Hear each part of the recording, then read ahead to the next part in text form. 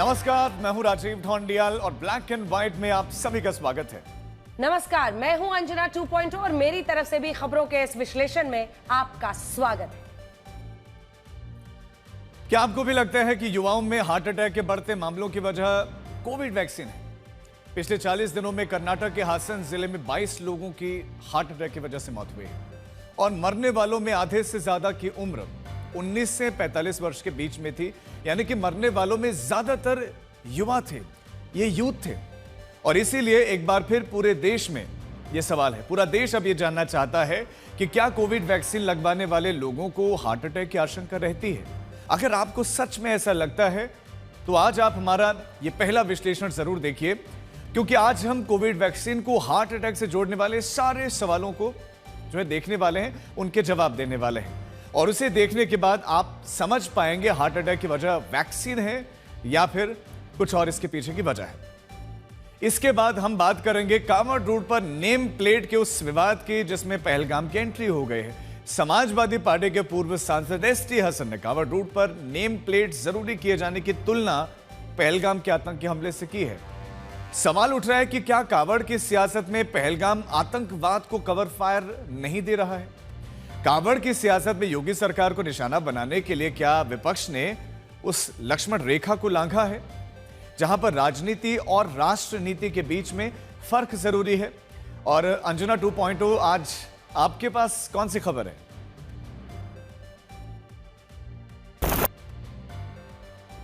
आज मैं ये बताऊंगी कि दलाई लामा के उत्तराधिकारी की खबर सुनकर चीन क्यों परेशान हो गया है। इसी हफ्ते दलाई लामा 90 साल के पूरे हो रहे हैं। आमतौर पर परंपरा ये रही है कि दलाई लामा की मौत के बाद ही उनके उत्तराधिकारी को तलाशा जाता है, लेकिन इस बार दलाई लामा के जीवित रहते ही उनके उत्तराधिकारी को तलाशा जा रहा है। ऐसा क्यों हो रहा है और ये क्यों कहा जा रहा है कि इस बार का दलाई लामा भारत से भी हो सकता है? इसी का विश्लेषण हम करेंगे और मैं आपको ये भी बताऊंगी कि चीन नए दलाई लामा की घोषणा से चिंतित क्यों है। आज हम ब्लैक एंड व्हाइट में एक ऐसी खबर से शुरुआत करेंगे जिसने एक बार फिर से उस डर को फैला दिया है जिसके तहत यह माना गया कि कोविड वैक्सीन लगवाने वाले लोगों को कम उम्र में ही हार्ट अटैक आ रहे हैं। यह चिंताजनक बात है। सोशल मीडिया पर भी ऐसे बहुत सारे सैकड़ों वीडियोस आपने भी देखे होंगे जो वायरल हैं, जिसमें युवा भी हार्ट अटैक का शिकार होते हुए दिख रहे हैं। अच्छा, कुछ युवाओं को जिम में एक्सरसाइज करते हुए हार्ट अटैक आ जाता है, कुछ युवा खेल रहे होते हैं, क्रिकेट के मैदान पर होते हैं और मैच खेलने के दौरान ही उनको हार्ट अटैक आ जाता है। कुछ ऐसे भी वीडियोस हैं जिसमें डांस करते हुए करते करते लोगों की मौत हो रही है और इन तस्वीरों को देखकर लोगों को संदेह हो रहा है कि क्या कोविड वैक्सीन लगवाने के बाद युवाओं में हार्ट अटैक के मामले बढ़ गए हैं? ये सवाल खड़े हो रहे हैं और इस संदेह को कर्नाटक के हासन से फिर हवा मिली है। हासन में पिछले 40 दिनों में 22 लोगों की हार्ट अटैक की वजह से मौत हो चुकी है और मरने वाले लोगों में आधे से ज्यादा लोग 19 से 45 वर्ष तक के युवा हैं। ये यूथ है 19 से 45 साल के। और इसी वजह से फिर से संदेह पैदा हो गया है कि क्या कम उम्र में हार्ट अटैक आने की वजह कोविड वैक्सीन है? हासन के district health and family welfare department के मुताबिक पिछले 2 वर्षों के अंदर वहां के 507 लोगों को हार्ट अटैक आ चुका है। 507। और अब वहां के युवाओं में दिल की बीमारियां बढ़ गई हैं। इस वजह से हासन ने नहीं, पूरे देश में इसको लेकर एक डर का माहौल है। लोग डरे हुए हैं और संदेह भी है। लोगों को संदेह है कि युवाओं में हार्ट अटैक की वजह कोविड वैक्सीन है। कई लोग तो ये मानकर बैठे कि कोविड वैक्सीन ही इसके पीछे की वजह है। अब हालात यह है कि कर्नाटक के नेता तो खुलकर कोविड वैक्सीन पर सवाल उठाने लगे हैं और वो वैक्सीन को ही हार्ट अटैक की वजह बता रहे हैं। कर्नाटक के मुख्यमंत्री सिद्धरामैया ने तो कोविड वैक्सीन और हासन में हुई हार्ट अटैक से हुई मौतों के बीच में कनेक्शन की जांच करने के लिए एक बाकायदा कमेटी बना दी है। उन्होंने हार्ट अटैक से हुई मौतों की वजह कोविड वैक्सीन को बता दिया है, जिसमें अब जब ये मुद्दा सामने आया तो इस पर अब जमकर राजनीति भी हो रही है। Report which came out in the media regarding Hassan, so I've already told my department officials to collect all the data and check exactly what is the truth behind the whole thing and then submit a report. So they will be looking into that and they'll be verifying. Then once the report comes, then we'll be able to tell exactly what is the situation there. So I don't want to make anything without getting an official report. So I already told our people to get all the data, analyze it, and see what are the exact causes, and then we will definitely come out with very shortly we'll come out with the findings. I welcome inquiry by the state government is a welcome decision. But Chief Minister, being the Chief Minister of the state, he should not issue such a baseless and useless statement. Deaths has been taken place from 2014 onwards. Many youths are died due to the heart attack. That study is still going on. The deaths of youths has not started in 24 or 25. It's been going on from 2014 onwards. I have usually address all chief ministers with a great deal of respect. When it comes to Siddaramaiah, I really have a great deal of difficulty in saying respected Siddaramaiah, because he has taken politics in Karnataka to a level where it is beyond desperation and shamelessness and a politics of lies. He is the chief minister of a state that is rapidly imploding. It is imploding socially, it is imploding economically, there is no money for development, and all he has to offer, and he's, by the way, presiding over the most corrupt political government in the history of Karnataka. So all he has as a strategy to do is to divert people's attention by making outrageous statements. Covid vaccine को लेकर नेता बातचीत कर रहे हैं, Covid vaccine को लेकर social media पर भी बातचीत हो रही है और इस वैक्सीन को लेकर आम लोग भी बात कर रहे हैं। साल 2021 से ही कोविड वैक्सीन के इस्तेमाल को लेकर तरह तरह की बातें की गई और ये पहली बार नहीं है कि जब कोविड वैक्सीन को युवाओं की अचानक होने वाली मौतों की वजह माना गया या बताया गया। केंद्र सरकार लगातार कोविड वैक्सीन को लोगों के लिए सुरक्षित बताती रही है, लेकिन बावजूद इसके लोगों को इस पर संदेह होता रहा है, लोगों का शक है और लोगों के इसी संदेह को दूर करने के लिए Indian council of medical research और एम्स ने एक विशेष अभियान चलाया। इसके तहत उसने कोविड की वैक्सीन और युवाओं के अचानक होने वाली मौतों के कनेक्शन को लेकर बाकायदा जांच की। आईसीएमआर और एम्स की स्टडी के मुताबिक कोविड वैक्सीन और युवाओं में होने वाले हार्ट अटैक के मामलों में कोई संबंध नहीं है, कोई रिलेशन नहीं है। स्टडी में पाया गया कि अचानक होने वाली मौतों की वजह युवाओं की मौजूदा लाइफस्टाइल या पहले की बीमारियां हैं। लाइफस्टाइल यानी कि क्या खा पी रहे हैं, कब सो कब जाग रहे हैं। आईसीएमआर और एम्स ने कई एजेंसीज की मदद से पूरे देश के युवाओं पर इसको लेकर बाकायदा जांच करवाई थी। इस जांच में 18 से 45 वर्ष तक के युवाओं को शामिल किया गया था। इसे साल 2023 में मई से अगस्त के बीच में किया गया था, जिसमें देश के 19 राज्य और केंद्र शासित प्रदेशों के 47 अस्पताल शामिल थे। आईसीएमआर और national centre for disease control ने तो यहां तक कहा है कि भारत की कोविड वैक्सीन पूरी तरह से सेफ है, सुरक्षित है और इससे किसी भी तरह की कोई गंभीर समस्या नहीं हुई है। इनका मानना है कि युवाओं को अचानक आने वाले हार्ट अटैक की कई वजह हो सकती है। वो कई वजह बताते हैं, जिसमें पहली वजह है जेनेटिक्स या आनुवांशिक कारण, दूसरा लाइफस्टाइल और खानपान, तीसरी वजह पहले से रही शारीरिक समस्याएं, चौथी वजह कोविड होने के बाद हुई बीमारियां। इसका कोई भी कंफर्म्ड एविडेंस नहीं है जो ये ऐसे कहता है कि कोविड की वैक्सीन की वजह से ऐसा हो रहा है, क्योंकि कई चीजें हैं जिसकी वजह से हार्ट अटैक, जिसको हम समझते हैं कि हार्ट की आर्टरीज में ब्लॉकेज आ गया और हार्ट अटैक हो गया और पेशेंट की मृत्यु हो गई, ये भी है। उसके साथ साथ और भी कई हार्ट में प्रॉब्लम्स आती हैं, जैसे पैदाइशी आपके हार्ट के अंदर होल हो जिसका आपको पता नहीं है, आपका हार्ट मसल वीक हो रहा है जिसकी वजह से आपको पता नहीं है, या कि कोई मसल थिक हो गया है जिसमें इरेगुलर हार्ट बीट बड़ी आसानी से आ सकती है, खास करके इंटेंस एक्सरसाइज से।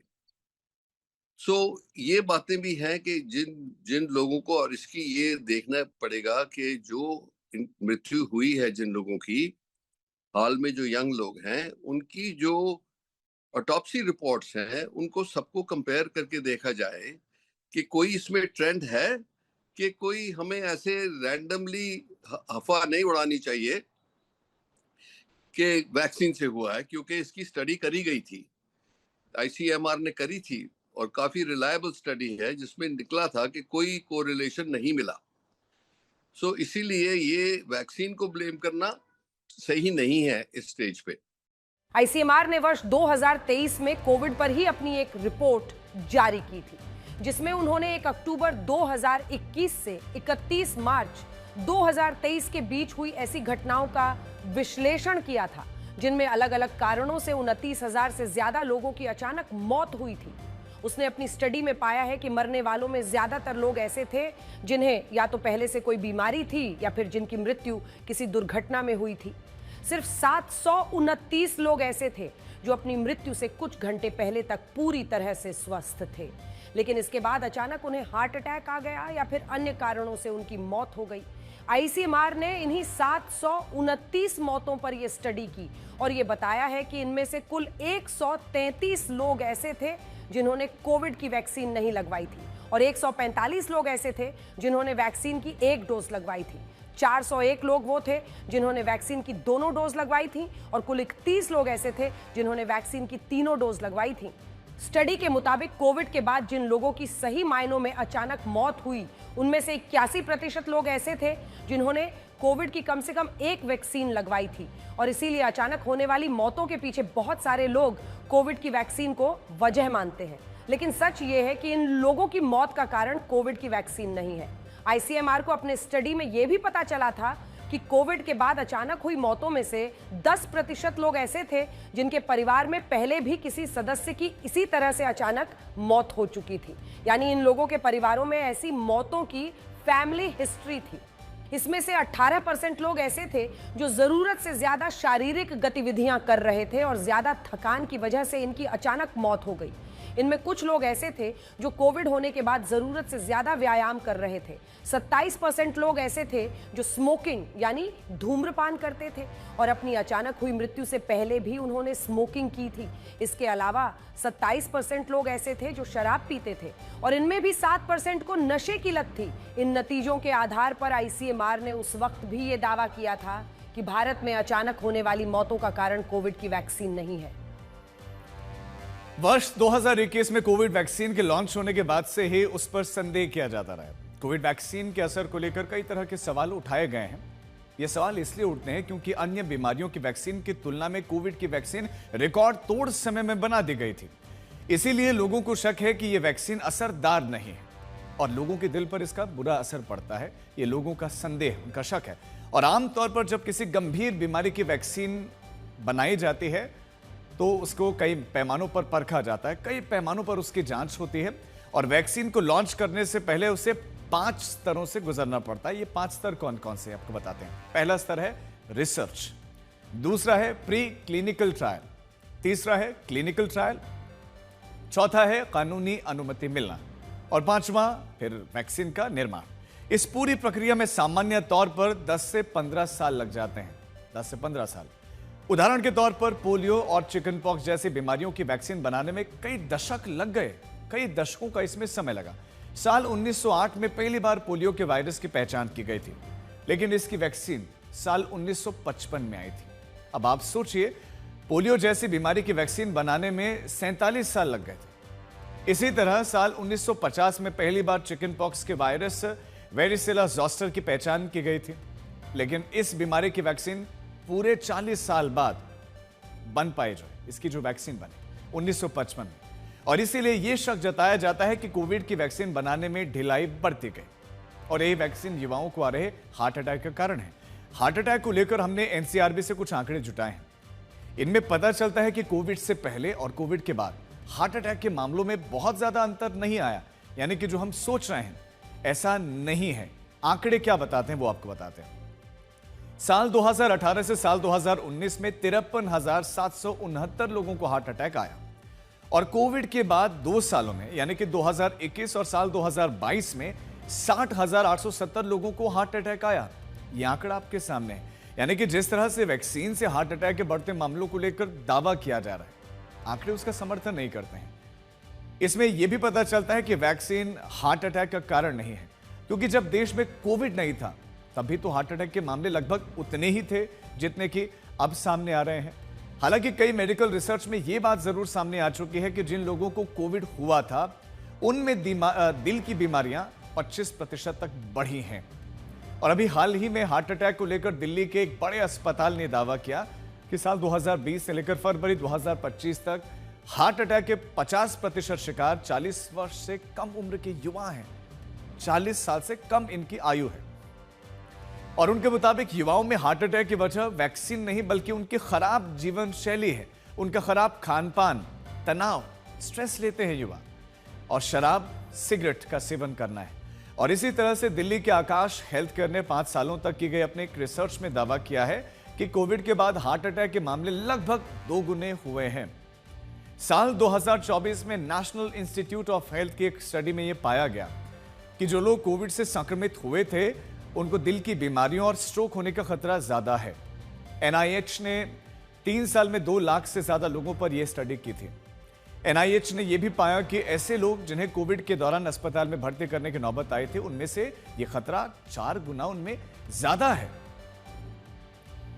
हम इस बात को भी माने या फिर ना माने, लेकिन सच तो यही है कि कोविड वैक्सीन से हार्ट अटैक होने की आशंका ना के बराबर है। कुछ रिपोर्ट्स इसी का इशारा करते हैं। और सच ये है कि हमारे देश में हार्ट अटैक की बढ़ती घटनाओं की प्रमुख वजह है लोगों की बदलती जीवन शैली, लोगों का ये बदलता खान पान, रहन सहन। आज हमारा देश तेजी से विकास कर रहा है, बढ़ रहा है और लोग पहले से ज्यादा समृद्ध हुए हैं। लेकिन चिंताजनक बात यह है कि समृद्ध होने के साथ साथ लोगों का मोटापा, ब्लड प्रेशर और डायबिटीज जैसी बीमारियां भी लोगों में बढ़ी हैं। आपको यह जानकर हैरानी होगी कि भारत की जनसंख्या दुनिया की कुल आबादी के 20% से भी कम है, लेकिन भारत में दिल की बीमारियों वाले मरीजों की संख्या दुनिया भर में दिल के मरीजों की संख्या का 60% का हिस्सा है। आप अंदाजा लगाइए ये डेटा कितना ज्यादा है। दुनिया में दिल के मरीजों की संख्या का 60% हिस्सा सिर्फ भारत में। और युवाओं में हार्ट अटैक का संबंध केवल आपकी बदलती जीवन शैली ही नहीं है, बल्कि इसकी एक वजह आनुवांशिकता भी है। यह हेरिडिटी प्रॉब्लम भी है।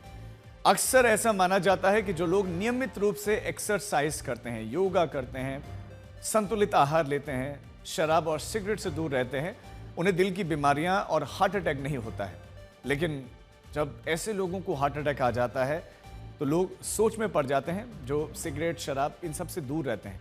और सच ये है कि 40% मामलों में तो दिल की बीमारियां हमें अपने परिवार के लोगों से ही मिलती हैं। ये जेनेटिकल है। इसे आप इनहेरिटेड भी कह सकते हैं। इनहेरिटेड हार्ट कंडीशन या जेनेटिक हार्ट डिजीज भी कहते हैं। इसमें अगर आपके माता पिता या फिर उनके माता पिता को दिल की बीमारी हो तो 40% मामलों में आपको भी दिल की बीमारी हो सकती है। फिर चाहे आप सिगरेट पीते हो, ना पीते हो, आप शराब को छूते बिना हो, तब भी आपको ये हो सकता है। हालांकि डॉक्टर ये मानते हैं कि अगर जेनेटिक टेस्टिंग करवाई जाए तो शुरुआती चरणों में ही ऐसी बीमारियों का पता चल सकता है और हार्ट अटैक का खतरा कम किया जा सकता है। लेकिन इसके लिए जरूरी है कि आप टेस्ट करवाएं। अगर आपके परिवार में भी हार्ट अटैक की मेडिकल हिस्ट्री रही है तो आज हम आपको कुछ उपाय बताएंगे जिससे आप अपने दिल को पारिवारिक खतरे से बचा सकते हैं। पहला उपाय आप जानिए। पहला उपाय है हंसना। हर दिन लगभग 15 मिनट तक हंसने से दिल मजबूत रहता है और इससे हार्ट अटैक का खतरा 16% तक कम हो जाता है। 16% तक हंसिए। दूसरा है खुशी। जो लोग खुश रहते हैं उन्हें दिल की बीमारियां होने का खतरा 22% तक कम होता है। और ऐसे लोग जिनके मन में नकारात्मक नेगेटिव विचार आते हैं, जो अपनी खुशी का इजहार नहीं कर पाते हैं, जो हर चीज में कमी निकालते हैं, ऐसे लोगों को दिल की बीमारी होने का खतरा ज्यादा रहता है। तीसरा है मेडिटेशन, विपश्यना। हर रोज 10 मिनट मेडिटेशन यानी कि ध्यान लगाना और योग करने से आपकी हृदय गति सामान्य रहती है और इससे ब्लड प्रेशर कंट्रोल में रहता है, बीपी नॉर्मल रहेगा और दिल की बीमारियों का खतरा भी 18% तक इससे कम हो जाता है। चौथा है खुशहाल रिश्ते। अमेरिका में एक स्टडी हुई है और इस स्टडी के मुताबिक अकेलेपन से संघर्ष कर रहे लोगों की तुलना में ऐसे लोग हार्ट अटैक के खतरे से 25% तक दूर रहते हैं जिनके जीवन में कम से कम एक अच्छा दोस्त जरूर होता है। तो आप एक अच्छा दोस्त अपने पास जरूर रखें। मोटापा और शरीर का बढ़ता वजन भी आपके दिल का सबसे बड़ा दुश्मन है, तो इसे स्वस्थ रखने के लिए रोजाना एक्सरसाइज जरूर कीजिए, लेकिन आपको ज्यादा एक्सरसाइज में नहीं करनी है, ओवर एक्सरसाइज में नहीं करनी है। अब मोटापा खतरनाक क्यों है? मोटापे से धमनियों में रक्त का संचार प्रभावित होता है और ऐसा होने से दिल पर बहुत बुरा असर पड़ता है। इससे हार्ट अटैक का खतरा लगभग 30% तक बढ़ जाता है। बात पाकिस्तान के उन सेलिब्रिटीज की करेंगे जिनके सोशल मीडिया अकाउंट्स भारत में बैन कर दिए गए थे। आपको याद होगा पहलगाम अटैक के बाद भारत ने पाकिस्तान के मीडिया हाउसेस के यूट्यूब चैनल्स, वहां के सेलिब्रिटीज के इंस्टाग्राम अकाउंट्स, उनके social media platform x accounts को बैन कर दिया था, क्योंकि ये सेलिब्रिटीज लगातार पाकिस्तानी फौज का एजेंडा चला रहे थे और भारत विरोधी बयानबाजी कर रहे थे।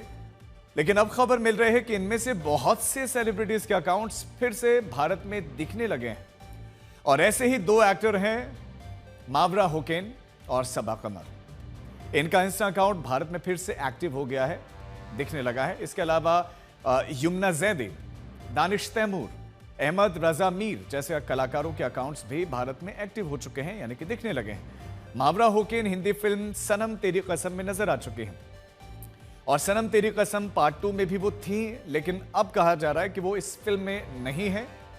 लेकिन सवाल यह है कि सिर्फ 3 महीनों के बाद ही इन पाकिस्तानी फिल्मी कलाकारों के इंस्टाग्राम अकाउंट फिर से एक्टिव क्यों कर दिए गए, और अगर इन्हें एक्टिव करना ही था तो फिर इन पर पाबंदी क्यों लगाई गई थी। हालांकि पूरे भारत में सबसे ज्यादा विवाद जिस एक्ट्रेस, जिस अभिनेत्री पर हो रहा है वो है हानिया आमिर। उनका इंस्टाग्राम अकाउंट भारत में अब भी जो है रिस्ट्रिक्ट है, बंद है। अकाउंट खोलने पर यह आ रहा है कि अकाउंट भारत में मौजूद नहीं है और हानिया आमिर के अलावा फवाद खान, माहिरा खान, अली जफर और आतिफ असलम के अकाउंट्स भी उपलब्ध नहीं है। लेकिन बाकी सेलिब्रिटीज के अकाउंट आखिर क्यों ओपन किए गए, यह सवाल जरूर पूछा जा रहा है। भारत में सिर्फ पाकिस्तान के फिल्मी एक्टर्स का ही नहीं बल्कि क्रिकेटर्स का भी अकाउंट शो हो रहा है। अब आप देखिए, शोएब अख्तर, शाहिद अफरीदी। शाहिद अफरीदी तो वो शख्स हैं, जब वॉर चल रही थी तो वो पाकिस्तान के सपोर्ट में खूब वीडियोस डाल रहे थे और खूब भारत विरोधी बयान दे रहे थे। ये शाहिद अफरीदी का यूट्यूब अकाउंट भारत में कैसे शो हो रहा है, भारत में कैसे दिख रहा है, सवाल यही है। आपको बता दें कि इन दोनों को सबसे ज्यादा व्यूज भारत से मिलते हैं, इसीलिए जो इनका कंटेंट है वो खास तौर पर भारत पर फोकस रहता है, भारत केंद्रित रहता है।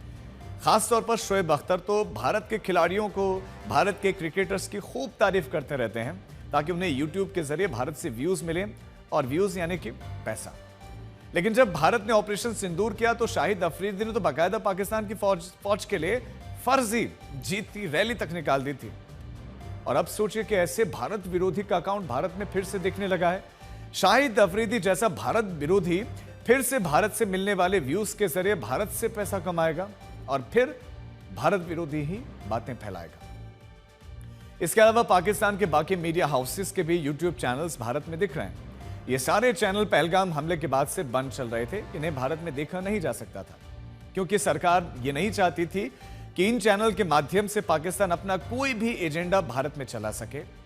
लेकिन अचानक अब जियो न्यूज, ARY, दुनिया जैसे ये पाकिस्तान के बड़े बड़े चैनल्स जो यूट्यूब पेज पर एक्टिव हैं और भारत में फिर से ये विजिबल हो गए हैं। सवाल यही है, आखिर क्यों? पहलगाम अटैक के बाद गृह मंत्रालय की सिफारिश पर भारत सरकार ने 16 पाकिस्तानी यूट्यूब चैनल्स पर बैन लगा दिया था। इन चैनलों पर भारतीय सेना और सुरक्षा एजेंसीज के खिलाफ भड़काऊ, सांप्रदायिक और भ्रामक खबरें फैलाने का आरोप लग रहा था। अब अक्सर यह तर्क दिया जाता है कि कलाकार, खिलाड़ी, राइटर, गायक ये सब तो देश की सीमाओं से ऊपर होते हैं, परे होते हैं। ये तो किसी देश के होते ही नहीं है, ये तो सीमाओं से पार होते हैं, सीमाओं में बंधे नहीं होते हैं। तो जब ऐसे तर्क दिए जाते हैं तो फिर सवाल आता है कि क्या देश के लिए लड़ने की जिम्मेदारी सिर्फ हमारे सैनिकों ने ली हुई है? यह तर्क सिर्फ भारत की तरफ से ही क्यों दिया जाता है? ऐसे तर्क सिर्फ भारत के ही उदारवादियों की तरफ से क्यों दिए जाते हैं? ये सवाल है, क्योंकि पाकिस्तान के सेलिब्रिटी तो ऐसा नहीं सोचते हैं, वो तो ऐसा नहीं करते हैं। भारत के सेलिब्रिटीज ने भले ही पाकिस्तान के सैनिकों के लिए सोशल मीडिया पर कोई पोस्ट ना किया हो, लेकिन पाकिस्तान के सेलिब्रिटीज ने अपने मुल्क की सेनाओं के पक्ष में भारत के खिलाफ खूब मैसेजेस पोस्ट किए हैं, बयान दिए हैं। बयान के कुछ आपके सामने है भी, लेकिन पाकिस्तान अपने मुल्क में अपने लोगों के बीच में चाहे जितना भी प्रोपेगेंडा कर ले, फैला ले, भारत ने यह तय कर लिया है कि उसकी पोल वो दुनिया भर में खोल कर रहेगा और भारत इन्हीं कोशिशों में लगातार लगा हुआ है। विदेश मंत्री डॉक्टर एस जयशंकर इन दिनों अमेरिका में हैं और उन्होंने कल क्वाड देशों के विदेश मंत्रियों के साथ बातचीत की। क्वाड यानी कि भारत, अमेरिका, ऑस्ट्रेलिया और जापान का वो संगठन माना जाता है जो कि चीन के खिलाफ बना हुआ है। और इन विदेश मंत्रियों की बैठक में भारत के लिए अच्छी बात यह रही कि सभी देशों ने पहलगाम में हुए आतंकी हमले की कड़ी निंदा की और आतंकवाद के खिलाफ एकजुट होकर कार्रवाई का संकल्प लिया। साथ साथ यह भी कहा गया कि इस हमले के दोषियों को जल्द से जल्द न्याय के कटघरे तक लाया जाएगा। क्वाड की तरफ से जारी बयान में कहा गया है कि हम हर प्रकार के आतंकवाद और हिंसा का विरोध करते हैं, जिसमें सीमा पार से होने वाला आतंकवाद भी शामिल है। A word about terrorism in the light of our recent experience. The world must display zero tolerance. Victims and perpetrators must never be equated. And India has every right to defend its people against terrorism, and we will exercise that right. We expect our Quad partners to understand and appreciate that. यह पाकिस्तान के मुंह पर बड़ा तमाचा है, क्योंकि पाकिस्तान का जिहादी general Asim Munir जिस अमेरिका में जाकर ट्रंप के साथ लंच करता है, उसी अमेरिका की धरती पर क्वाड कह रहा है कि पाकिस्तान की तरफ से आतंकवाद हो रहा है और इसी क्वाड में अमेरिका भी शामिल है। पहलगाम का हमला न सिर्फ भारत के ऊपर आतंक का बड़ा दुस्साहस था, बल्कि भारत की आत्मा पर प्रहार था, क्योंकि इसमें हिंदुओं का धर्म पूछकर उन्हें मौत के घाट उतारा गया। लेकिन कांवड़ यात्रा रूट पर नेम प्लेट की सियासत में पहलगाम का तराजू रखने की कोशिश की गई है। समाजवादी पार्टी के पूर्व सांसद एसटी हसन ने 11 जुलाई से शुरू हो रही कांवड़ यात्रा के दौरान दुकानदारों के लिए नेम प्लेट जरूरी करने के यूपी की योगी सरकार के निर्देश की तुलना पहलगाम से की है। एसटी हसन को यह मौका मुजफ्फरनगर के एक मामले से मिला है। आरोपों के मुताबिक मुजफ्फरनगर में दिल्ली देहरादून रूट पर स्वामी यशवीर महाराज नाम के हिंदूवादी नेता के समर्थकों ने ढाबा मालिकों से जबरन उनकी पहचान पूछने की कोशिश की। 29 जून की इस कथित घटना का वीडियो सोशल मीडिया पर वायरल हुआ है। इस मामले में मुजफ्फरनगर पुलिस ने स्वामी यशवीर महाराज के 6 समर्थकों को नोटिस देकर 3 दिन के भीतर पुलिस थाने में तलब किया है। कांवड़ यात्रा के दौरान नेम प्लेट की सियासत अपनी जगह है। इसमें 2 अलग अलग पक्ष हैं। कौन सही कौन गलत ये मुद्दा अलग है, लेकिन इसको पहलगाम के आतंक से जोड़ने पर बड़े सवाल खड़े हो गए। सवाल उठ रहे हैं कि एक अपराध के मामले को पहलगाम जैसी आतंकवादी घटना से कैसे जोड़ा जा सकता है। लेकिन सुनिए एसटी हसन की दलीलें क्या हैं। ये देश के दुश्मनों से मिले हुए लोग हैं जो देश के अंदर शांति नहीं चाहते, जो हिंदू मुसलमान करके यहाँ की आबादी को बांटना चाहते हैं। किसने ये राइट दिया इनको कि ढाबों की चेकिंग करें? क्या इनमें और उन आतंकवादियों में कोई फर्क है जिन्होंने धर्म पूछ के पहलगाम के अंदर गोलियां मारी थी? ये भी एक तरह के आतंकवादी हैं और वो भी आतंकवादी थे। अगर हम मुसलमान हैं तो अपनी दुकान के नाम पे अपना नाम लिखें, लेकिन मुझे आपत्ति इस बात पे है कि कोई भी सिविलियन आके ढाबों का इंस्पेक्शन करे, वहां के कर्मचारियों की पैंटें उतरवा के देखे। सिविलियन को क्या ये हक है? सरकार ने को एक्शन लेना चाहिए था। अभी तक कोई एक्शन क्यों नहीं लिया गया उनके खिलाफ? टेररिज्म का मतलब सिर्फ यही नहीं है कि गोली मार दो, टेरराइज करो इंसान को। कोई इसकी वकालत नहीं कर रहा कि अगर मुजफ्फरनगर में कुछ लोगों ने कानून को अपने हाथ में लिया तो उन पर कार्रवाई ना हो। उन पर जरूर कार्रवाई होनी चाहिए। लेकिन यह बात भी सच है कि कांवड़ रूट पर दुकानदारों के लिए नेम प्लेट का विवाद एक गंभीर विषय है। पिछले साल भी कांवड़ यात्रा के दौरान दुकानदारों के लिए नेम प्लेट जरूरी करने के निर्देशों पर खूब विवाद हुआ था, सियासत भी हुई थी। सुप्रीम कोर्ट ने पिछले साल यूपी, उत्तराखंड और मध्य प्रदेश की सरकारों को बाकायदा नोटिस जारी किया था और नेम प्लेट जरूरी किए जाने पर अंतरिम रोक लगा दी थी। लेकिन कांवड़ के इस विवाद की तुलना पहलगाम से कैसे हो सकती है?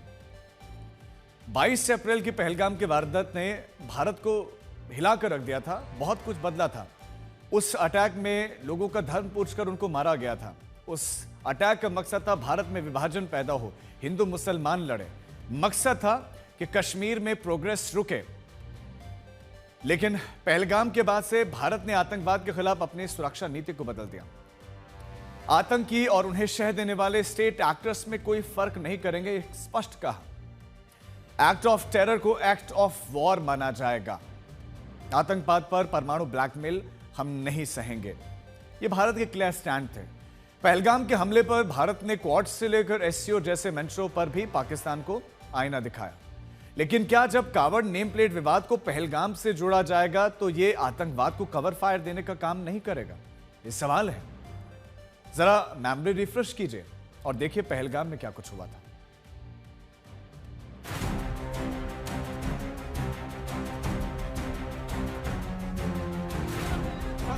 पति को मार दिया।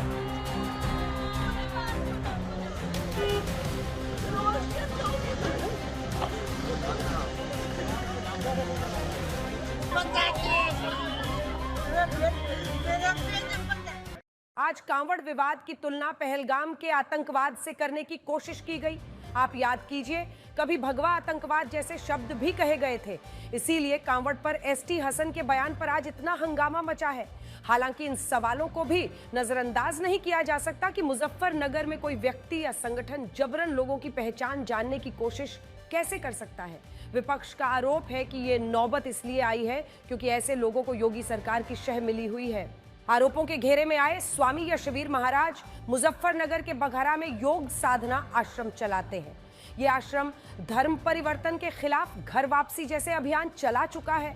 हालांकि ताजा विवाद बढ़ने के बाद यशवीर महाराज ने पूरे विवाद को एक साजिश बताया है। सुनिए आज तक पर उन्होंने क्या दलील रखी है। एक मुस्लिम पत्रकार ने कहा कि तू इसको हिंदू मुस्लिम मोड़ दे दे और अपना नाम गोपाल बता और ये को कि मेरी पिटाई हो और मेरी पैंट उतरवाई है। लेकिन फिर हमने जांच किया, वो गोपाल नहीं था, उसका नाम अब्दुल था और वहीं होटल से थोड़ी दूर पर उसका गांव है, गांव का नाम है बझेड़ी, वहां का रहने वाला मुस्लिम है। तो इस प्रकार की घटनाएं नहीं हुई, झूठा आरोप है। हम लोग साधु हैं, सन्यासी। कांवड़ रोड पर नेम प्लेट मसले पर कानून से ऊपर कोई भी नहीं है। कांवड़ रोड पर नेम प्लेट को जरूरी करने के हिमायती की दलील है कि इससे कांवड़ियों के लिए पवित्रता और शुद्धता की गारंटी मिलेगी। पिछले दिनों में ऐसी कई घटनाएं हुई हैं जब खाने पीने की चीजों में थूक जैसी चीजें मिलाने के आरोप लगे हैं। और यही नहीं, ऐसा भी सामने आया है कि हिंदू पहचान के आधार पर मुस्लिम व्यक्ति दुकान वाला निकला, दुकान चला रहा था। सवाल उठ रहा है कि किसी को अपनी असली पहचान छिपाने की जरूरत क्यों है? क्या यह आस्था के साथ खिलवाड़ नहीं है? कांवड़ रोड पर दुकानदारों के लिए पहचान को जरूरी किए जाने को लेकर मुस्लिम समाज के हलाल प्रोडक्ट्स की दलीलें भी सामने रखी जा रही हैं। लेकिन क्या कांवड़ को लेकर जो है यह पूरा हंगामा एक वोट बैंक का है? क्या नफरत की राजनीति दोनों ओर से हो रही है? देखिए कांवड़ की राजनीति कैसे हो रही है।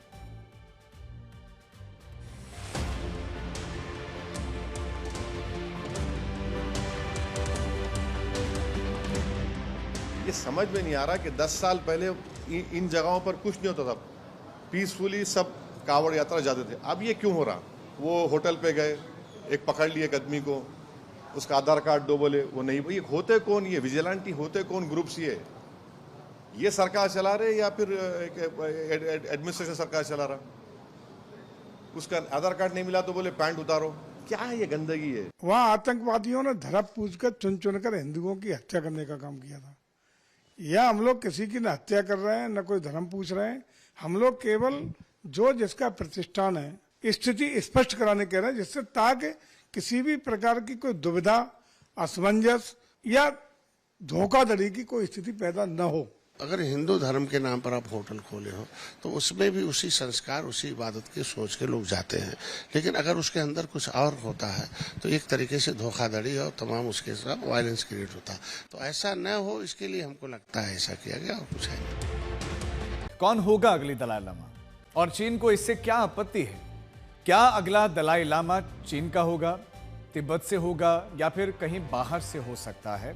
ये सवाल इसलिए उठ रहे हैं क्योंकि मौजूदा 14वें दलाई लामा इस 6 जुलाई को 90 साल के हो रहे हैं और उन्होंने ये पहले ही स्पष्ट कर दिया था कि वो अपने 90वें जन्मदिन पर बताएंगे कि आगे ये प्रक्रिया जारी रहेगी या फिर नहीं।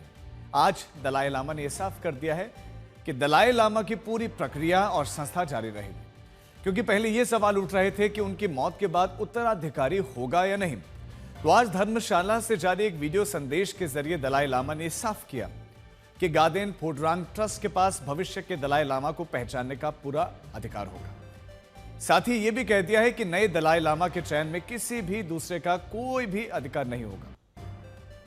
दलाई लामा ने यह भी साफ कर दिया है कि इस बार का दलाई लामा किसी लोकतांत्रिक और आजाद देश से चुना जाएगा। इसका मतलब यह हुआ कि दलाई लामा चीन या फिर तिब्बत से नहीं होगा, क्योंकि चीन तो लोकतांत्रिक है नहीं। और तिब्बत आजाद नहीं है। इस पर चीन का इस समय अधिकार है। अब सवाल एक बहुत महत्वपूर्ण यह है और यहां पर यह समझना जरूरी है कि चीन इस प्रक्रिया में हस्तक्षेप क्यों करना चाहता है और दलाई लामा के चयन की प्रक्रिया क्या होती है।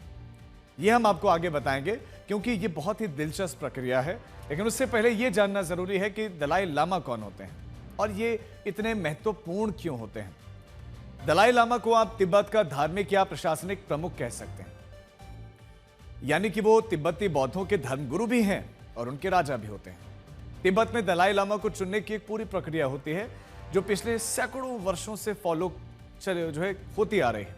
इसमें चीन में माओ त्से तुंग ने जब तिब्बत पर कब्जे के लिए हमला किया तो उनके खिलाफ तिब्बत में विद्रोह हुआ, लोगों में गुस्सा फूटा, जिसके बाद मौजूदा दलाई लामा तेंजिन ग्योत्सो 1959 में भागकर भारत आए।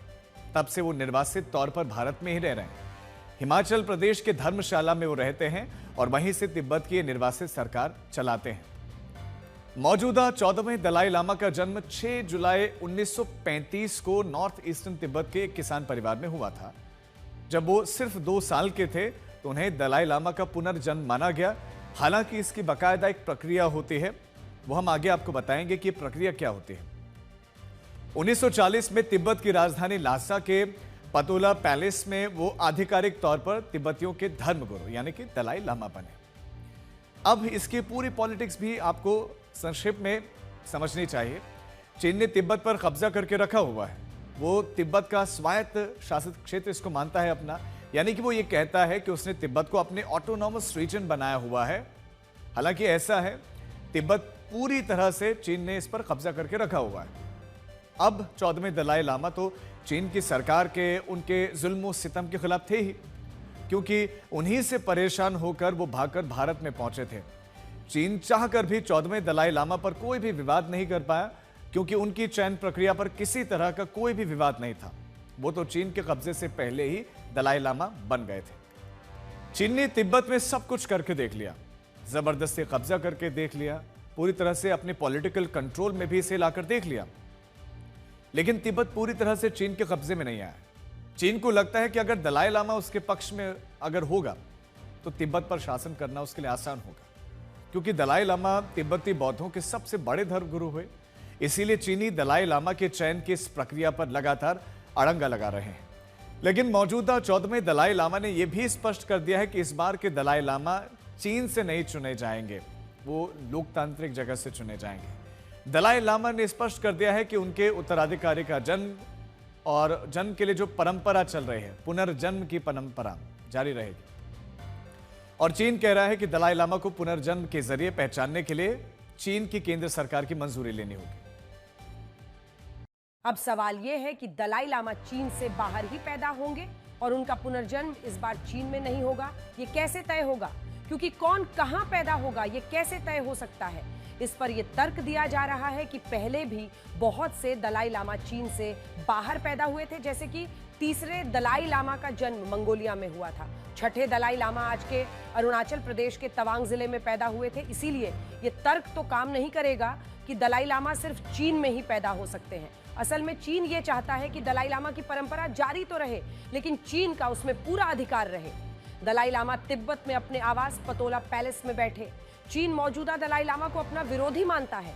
वो पूरी तरह से ये चाहता है कि जो भी नया दलाई लामा आए वो चीन के पक्ष की बात करे, चीन की सुने। ऐसा करने से चीन को तिब्बत पर अपनी हुकूमत को और मजबूत करने का मौका मिलेगा।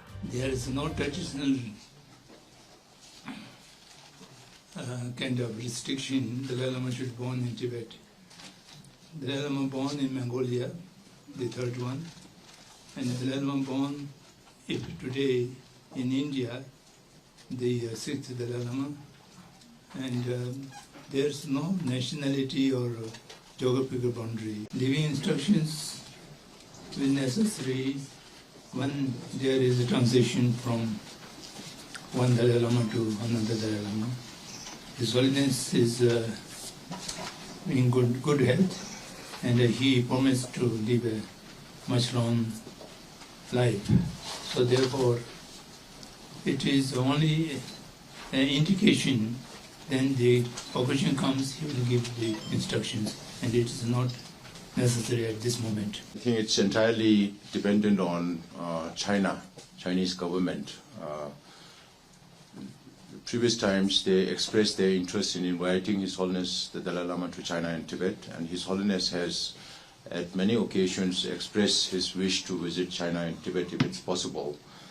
But Chinese government put this condition that if His Holiness comes to China or Tibet, he should stay back. And His Holiness' response is, if I get to go to Tibet and China, I will go, but I will not live there because there is no freedom there. And I think this is also connected with the reincarnation when His Holiness says that I will be born in a free world. So we still don't know whether this is possible or not. अब सवाल है कि अगला दलाई लामा कैसे तय होता है। दलाई लामा को तय करने की पूरी प्रक्रिया क्या होती है। तिब्बती बौद्ध धर्म के दलाई लामा को चुना नहीं बल्कि ढूंढा जाता है। माना जाता है कि मृत्यु के बाद दलाई लामा नए शरीर में पुनर्जन्म लेते हैं। उनके निधन के बाद वरिष्ठ भिक्षु एक ऐसे बच्चे को खोजते हैं जो दलाई लामा का अगला अवतार हो। ये कैसे होता है? इससे पहले भिक्षु कुछ आध्यात्मिक संकेतों को गहराई से देखते हैं, अध्ययन करते हैं। जैसे इस दौरान वरिष्ठ भिक्षु सपनों में आई छवियों का विश्लेषण करते हैं। यह देखा जाता है कि मृत्यु के समय दलाई लामा का शव किस दिशा की ओर था या उनकी मुद्रा क्या थी। दाह संस्कार के दौरान धुएं की दिशा को एक संकेत माना जाता है कि धुआं किस तरफ है। इन सब का मकसद जानना होता है कि दलाई लामा का अगला जन्म किस दिशा में या किस इलाके में हुआ होगा। इन तमाम संकेतों के आधार पर भिक्षुओं का एक दल तिब्बत और हिमालय क्षेत्र की यात्रा करता है। वो ऐसे बच्चों को तलाश करते हैं जिनका जन्म दलाई लामा की मृत्यु के आसपास हुआ हो, जिनमें असाधारण बुद्धि हो और जिनमें असाधारण गुण हो, या वो कुछ असामान्य बातें कर पा रहे हो। जब कुछ बच्चों की पहचान होती है तो उनका परीक्षण शुरू होता है। इन बच्चों को कुछ वस्तुएं दी जाती हैं, जिनमें से कुछ पिछले दलाई लामा की प्रिय वस्तुएं होती हैं। जो बच्चा सही वस्तु का चयन करता है, पहचान करता है, उसे दलाई लामा का संभावित पुनर्जन्म मान लिया जाता है।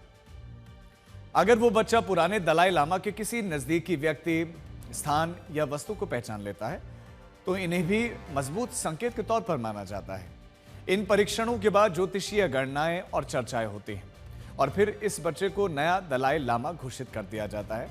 इसके बाद उस बच्चे को एक मठ में ले जाया जाता है। यहाँ पर उसे बौद्ध शिक्षा और आध्यात्मिक प्रशिक्षण दिया जाता है और वर्षों की साधना के बाद वो दलाई लामा के बारे में भूमिका निभाने लगता है। दलाई लामा का चयन जो होता है वो चयन नहीं होता है, उनका रिकग्निशन होता है, यानी उनकी मान्यता दी जाती है। उनके देहांत के बाद उनके जो सहयोगी हैं, जो अन्य लामा होते हैं, उच्च वर्ग के लामा और जो अन्य ज्ञानी लोग होते हैं, वो बैठकर संकेत देखते हैं और जो पुराने दलाई लामा होते हैं उनके आदेश देखते हैं और उसके आधार पर ये निष्कर्ष पर पहुंचते हैं कि कौन उनका वास्तविक रीइंकारनेशन है, यानी उनका अवतार है। दलाई लामा अवलोकितेश्वर के अवतार माने जाते हैं, तो वो जब पुनर्अवतार लेते हैं तो उनके अवतार की जो पहचान है वो प्रमुख लामा करते हैं अपने शास्त्रों और अपने धार्मिक प्रक्रियाओं के अनुसार। और उसके करीब 4-5 वर्ष बाद ऐसा होता है, क्योंकि जो बालक होता है, जो उनका अवतार होता है, वो बालक उसको वो लोग उसकी पहचान करते हैं। उसमें अनेक प्रक्रियाएं होती हैं, धार्मिक प्रक्रियाएं, जिसकी बुनियाद पर वो लोग उस बालक की पहचान करते हैं। अब सवाल है, चीन क्या कर सकता है? चीन ये कर सकता है कि वो तिब्बत में अपने ही पक्ष का कोई दूसरा दलाई लामा बिठा सकता है, क्योंकि चीन ये पूरी कोशिश करेगा कि दलाई लामा के चयन की प्रक्रिया पर ही किसी तरह सवाल उठाए जाए। अगर ऐसा हुआ तो फिर निर्वासित चल रही मौजूदा तिब्बत सरकार का क्या रिएक्शन, क्या प्रतिक्रिया होगी? यही जानने के लिए हमने निर्वासित तिब्बत सरकार के पूर्व प्रधानमंत्री लोपसांग सांगे से बातचीत की। चीन के अप्रूवल की जरूरत एकदम नहीं है, क्योंकि चीन का सरकार जो है वो कम्युनिस्ट पार्टी है, वो धर्म को नहीं मानता। धर्म को वो कहता है कि ये पॉइजन है और तिब्बत में इतना मोनास्ट्रीज ननरीज डिस्ट्रॉय किया और इतना धर्म के खिलाफ में अभी तक 60 साल तक अभी तक डिस्ट्रक्शन ही कर रहा है, और परम पावन दलाई लामा जी को जीवन भर बेनामी करने का कोशिश किया, इसलिए उनके पास लेजिटिमेसी क्रेडिबिलिटी नहीं है। हमारी अगली खबर उन लोगों के लिए है जो अपनी रोजमर्रा की जिंदगी में बाइक, टैक्सी या ओला, उबर जैसी ऐप बेस्ड कैब सर्विसेज का इस्तेमाल करते हैं। अगर आप भी ओला, उबर या रैपिडो जैसी बाइक टैक्सी सर्विसेज का इस्तेमाल करते हैं तो सरकार ने अब यह सुनिश्चित कर दिया है कि आपकी जेब नियमों के अनुसार ही काटी जाए। अभी तक लोगों की शिकायत थी कि ओला, उबर जैसी कैब सर्विसेज मनमाना किराया वसूल करती हैं, अपने हिसाब से किराया बढ़ाती रहती हैं, और यही नहीं शिकायतें और भी थी। ये कैब कंपनी पीक आवर में कई गुना तक किराया बढ़ा देते हैं और वसूल करते हैं। बारिश होने पर तो कई गुना ज्यादा किराया वसूला जाता था। ये कंपनियां अपने ग्राहकों को लूटने के अलग अलग तरीके अपनाती हैं। ये आपके मोबाइल फोन के मॉडल और बैटरी लाइफ देखकर आपसे किराया वसूला करती थी। यानी कि अगर आपके पास में आईफोन है तो किराया अलग होगा, आपके पास एंड्रॉयड फोन है तो उसका किराया कम होगा और अलग होगा। अगर आपके मोबाइल फोन की बैटरी फुल है तो किराया कम होगा, और अगर बैटरी ज्यादा है तो उसका किराया अलग होगा और ज्यादा होगा। तो आम लोगों ने बाकायदा सोशल मीडिया पर इसके लिए लिखित शिकायतें की थी, और इसके जवाब में केंद्र सरकार ने मोटर व्हीकल एग्रीगेटर गाइडलाइंस 2025 बना दिया है। इसके तहत अब कैब सर्विसेज देने वाली कंपनियां कानूनी रूप से 2 गुना बेस किराया वसूल करेंगी। सरकार ने इस तरह से कैब कंपनीज जनता से ज्यादा वसूली करने की उनको खुली छूट दे दी है। अब आप सोचिए कि ज्यादा किराया और वसूली की जिन शिकायतों को लेकर कैब कंपनीज पर एक्शन होना चाहिए, तो उन पर कार्रवाई होनी चाहिए थी, उन कंपनियों को नए नियमों से फायदा पहुंचाया गया है, जनता की जेब पर बोझ बढ़ा दिया गया है। नए नियम लागू होने के बाद से ओला, उबर जैसे ऐप बेस्ड कैब कंपनियां पीक आवर्स में अपने बेस किराए से 2 गुना किराया वसूल पाएंगे। बेस किराया वो शुरुआती किराया होता है जो कि एक निश्चित किलोमीटर के लिए पहले से तय होता है। उसके बाद प्रति किलोमीटर के हिसाब से किराया बढ़ता रहता है।